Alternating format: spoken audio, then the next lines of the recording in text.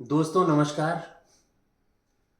हमारे देश में डॉक्टर बनने के लिए एक एग्ज़ाम होता है जिसे नीट बोलते हैं। नीट का मतलब है national eligibility cum entrance test. इस टेस्ट के द्वारा अगर इसमें क्वालिफाई कोई स्टूडेंट करता है तो उसे MBBS, BDS, BHMS, BAMS, BUMS और तमाम अलग अलग फैकल्टीज़ में एडमिशन मिलने के चांसेस होते हैं। पहले ये एग्ज़ाम स्टेट वाइज होते थे, अलग अलग राज्यों के होते थे, अलग अलग इंस्टीट्यूट्स के भी होते थे, लेकिन अब इन सबको कंबाइन करके एक साथ नीट में ला दिया गया है। नीट हर साल एनटीए यानी कि नेशनल टेस्टिंग एजेंसी नाम की संस्था कंडक्ट करवाती है। नीट दो तरीके के होते हैं, यूजी और पीजी। पीजी पोस्ट ग्रेजुएशन के लिए होता है और यूजी एमबीबीएस, बीडीएस इन सब अंडर ग्रेजुएट्स के लिए होता है। नीट 2024 यानी कि जो अभी एग्ज़ाम हुआ था 5 मई 2024 को, इसमें हमारे देश में करीब 24 लाख स्टूडेंट शामिल हुए थे। इस एग्ज़ाम का रिज़ल्ट 14 जून को आना था, हालांकि ये कुछ पहले आ गया और 4 जून को इसका रिज़ल्ट अचानक से पब्लिश हुआ, समय से पहले आ गया। इस बार अप्रत्याशित रिज़ल्ट इन कारणों से रहा कि पहली बार 67 यानी कि 67 स्टूडेंट ऐसे थे जिनके 720 में पूरे 720 मार्क्स आ गए। ये अपने आप में बहुत चौंकाने वाली बात थी। आज तक नीट या डॉक्टरी के किसी भी एग्ज़ाम में इतने सारे बच्चों ने 100% मार्क्स कभी नहीं पाए। लोगों को शंका हुई, लेकिन ये बात उस समय पहले दिन खुली नहीं। लेकिन खबर ये भी आई कि कुछ बच्चे ऐसे हैं जिनके 718 और 719 नंबर आए। ये एक पहली शंका थी जहां से इस कड़ी का खुलना आरंभ हुआ और धीरे धीरे नई नई चीज़ें सामने आती गईं। तो आखिर 718 और 719 इन नंबरों से कैसे शक हुआ और कैसे आगे ये कहानी बढ़ती गई, और अब ऐसा लगता है कि शायद इसमें कोई घोटाला हुआ। एक ये भी खबर आई कि बिहार के पटना में ये पेपर आउट हुआ।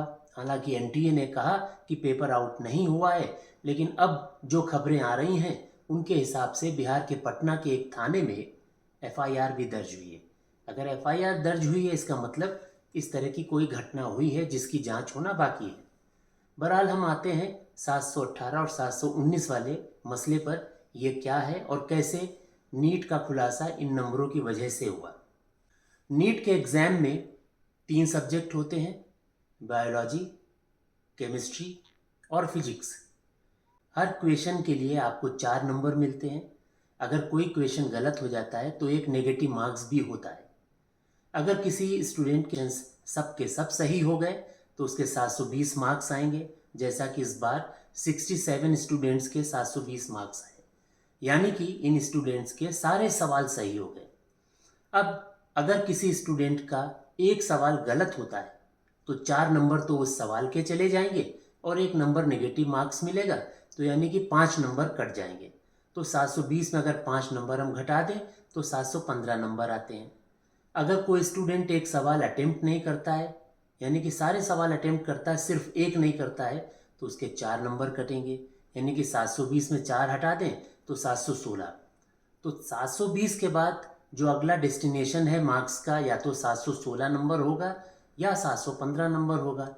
लेकिन जब खबर आई कि किसी स्टूडेंट के 718 नंबर हैं और 719 नंबर हैं, तो नीट के जो रूल्स हैं और अभी तक का जो ट्रेंड चला आ रहा है उसके हिसाब से इस तरह के मार्क्स तो संभव ही नहीं है। ये मार्क्स कहाँ से आ गए, कैसे आ गए?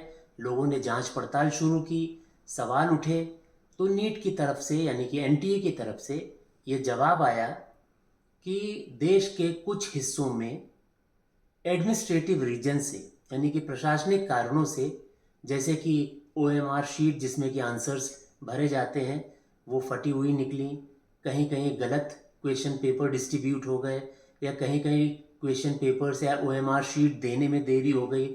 इन सब कारणों से स्टूडेंट्स का समय बर्बाद हुआ, उनको समय पे पेपर नहीं मिला, और चूंकि समय पे पेपर नहीं मिला और उन्होंने कॉपी समय पे जमा करवा ली, यानी कि उनको इफेक्टिव टाइम कम मिला, उसको कंपेंसेट करने के लिए ग्रेस मार्क दे दिए गए।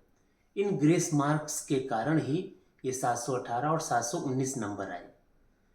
ये तो एक्सप्लेनेशन था एनटीए की तरफ से। अब इसमें बहुत सारे सवाल उठे। देश में इसके खिलाफ एक आंदोलन चल उठा, क्योंकि पेपर भी आउट हो रहा है, ग्रेस मार्क्स भी मिल रहे हैं, 67 स्टूडेंट्स के 720 मार्क्स आ रहे हैं।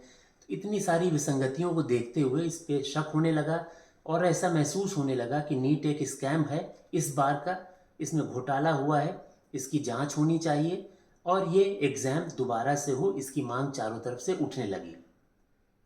देश की तमाम अदालतों में रिट पिटीशन दायर हुई है।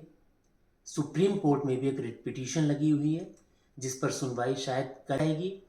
इसके बाद हमें मालूम पड़ेगा कि इस पे आगे इसका भविष्य क्या है, नीट दोबारा होगा या नहीं होगा। हालांकि जो क्वेश्चंस थे, यानी कि जिनकी बेसिस पे शक हुआ, एक तो 718 और 719 वाला था, दूसरा ये था कि 67 टॉपर्स कैसे हो गए, इतने टॉपर्स तो कभी आए नहीं। हरियाणा के एक सेंटर में 6 टॉपर्स निकले जिनके 720 नंबर आए थे और वो सब बहुत नज़दीक के रोल नंबर वाले थे। जब ये सवाल पूछा गया तो एनटीए ने इसका जवाब दिया कि उस सेंटर पे एवरेज मार्क्स ही ज़्यादा थे, यानी कि वहाँ पे काफ़ी होशियार बच्चे थे। ये भी बात गले से उतरती नहीं है कि इतने होशियार बच्चे थे कि लाइन से बैठने वाले सब टॉप कर गए, 720 नंबर ले आए। तो ये अपने आप में एक बहुत बड़ी विसंगति थी जिससे शक पैदा हुआ। इसके अलावा ग्रेस मार्क का कोई प्रावधान एनटीए ने पहले कभी डिक्लेयर नहीं किया, तो अचानक से ग्रेस मार्क क्यों दे दिए गए, बिना जानकारी के कैसे दे दिए गए। और अगर ग्रेस मार्क दिए भी थे तो ये पब्लिश करना चाहिए था उनको अपने नोटिफिकेशन में कि इस बार ये व्यवस्था हुई है। ये तो जब घोटाले की बात उठी, स्कैम की बात उठी, लोगों ने शक जाहिर किया, तब उनकी तरफ से जवाब आया। ये मामला चूंकि कोर्ट के अधीन है, इस पे कोर्ट पूरा इसका विवरण देखेगा। कोर्ट के ऑब्जर्वेशन के बाद कोई डिसीजन सामने आएगा।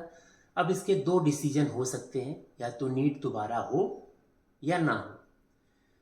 मेरे विचार से दोबारा होने के चांसेस बहुत ज़्यादा हैं। उसके 2 कारण हैं कि जिन लोगों का लॉस ऑफ टाइम हुआ है, तो लॉस ऑफ टाइम को आप मार्क्स से कंपेंसेट कैसे कर सकते हो। अगर लॉस ऑफ टाइम हुआ था तो उस समय आप उनको एक्स्ट्रा टाइम देते। देश के कुछ हिस्सों में लॉस ऑफ टाइम की जगह एक्स्ट्रा टाइम दिया गया। लोगों का पेपर जो 5:20 पे ख़त्म होना चाहिए था, वो 7:30-8 बजे तक चला, यानी कि वहाँ पे उनको एक्स्ट्रा टाइम दिया गया, कंपेंसेट कर दिया गया टाइम से। लेकिन देश के कुछ हिस्सों में वो कंपेंसेट नहीं किया गया और उनको जो लॉस ऑफ टाइम है उसकी जगह ग्रेस मार्क दे दिए गए। तो एक ही एग्ज़ाम में 2 मानक कैसे हो सकते हैं और क्यों किए गए, यूनिफॉर्मिटी क्यों नहीं रही, मार्क्स किस बेसिस पे दिए गए, इनका फार्मूला क्या था, ये भी अभी तक डिक्लेयर नहीं हुआ। तो कोर्ट ये सब चीज़ें देखेगी और अगर ये एग्ज़ाम कैंसिल नहीं होता है और उनको ग्रेस मार्क दिए जाते हैं तो ये अपने आप में उन छात्रों के साथ अन्याय होगा जिन्होंने मेहनत की, जो टॉप स्लॉट पे बैठे हैं, देश के अच्छे कॉलेजों में एडमिशन जिनको पाना है, लेकिन ग्रेस मार्क की वजह से कुछ स्टूडेंट भी टॉप स्लॉट में पहुंच गए हैं और वो भी उन्हीं की जगह आ गए और अच्छे कॉलेजों में एडमिशन पाने के हकदार हो गए। तो उनके साथ अन्याय हो जाएगा जो रियल टॉपर्स हैं। इसके अलावा अगर ये री एग्ज़ाम होता है तो एनटीए का कहना है कि शायद हम री एग्ज़ाम अगर करें भी तो सिर्फ उन जगहों पे करेंगे जहाँ पे लॉस ऑफ टाइम के कारण ग्रेस मार्क्स दिए गए। तो संभावनाएं 2 तरीके की हैं, या तो पूरे देश में री एग्ज़ाम होगा यानी कि री नीट होगा, या केवल उन सेंटर्स पे जो विवादास्पद हैं वहीं पे री नीट होगा। अब री एग्ज़ाम हो या ना हो ये तो हमें कोर्ट के निर्णय के बाद ही मालूम पड़ेगा, लेकिन स्टूडेंट्स को मेरी सलाह है कि आप अपनी पढ़ाई जारी रखें, रिवीजन करते रहें, क्योंकि अगर री एग्ज़ाम हुआ तो आपके पास एक मौका और है। अगर आपका सिलेक्शन नहीं हुआ तो आप दोबारा सेलेक्ट हो सकते हैं। अगर आपका सिलेक्शन हुआ है लेकिन आपको अच्छा कॉलेज नहीं मिला तो आप अच्छा कॉलेज भी पा सकते हैं। और जो टॉपर्स हैं, हो सकता है कि उनकी मेरिट जब दोबारा एग्ज़ाम हो तो नीचे गिरे और नए लड़के टॉप स्लॉट पे जाएं। तो अभी बहुत सारी संभावनाएं हैं, एक मौका दोबारा आपके पास आने वाला है। अपनी पढ़ाई जारी रखें, डिस्ट्रैक्ट ना हो, इस समय का पूरा सदुपयोग करें, मेहनत करें। अगर रीनीट हुआ तो हो सकता है कि आप सफलता की एक नई इबारत लिखते हैं। अगर आपको ये वीडियो अच्छा लगता है तो इसे लाइक कीजिए, शेयर कीजिए और साथ साथ मेरे चैनल को भी सब्सक्राइब कीजिए। इसमें जो बेल यानी घंटीनुमा बटन है उसे दबाइए, जिससे मैं अपने वीडियो जब अपलोड करूं तो इसकी सूचना आप तक पहुंच जाए। अगर आपको नीट के री एग्ज़ाम या नीट से संबंधित कोई जानकारी चाहिए तो आप नीचे कमेंट बॉक्स में अपना सवाल लिखकर मुझसे पूछ सकते हैं। मैं आपके सवालों के जवाब देने की पूरी कोशिश करूंगा। बहुत जल्दी आपसे फिर मुलाकात होगी। तब तक के लिए नमस्कार।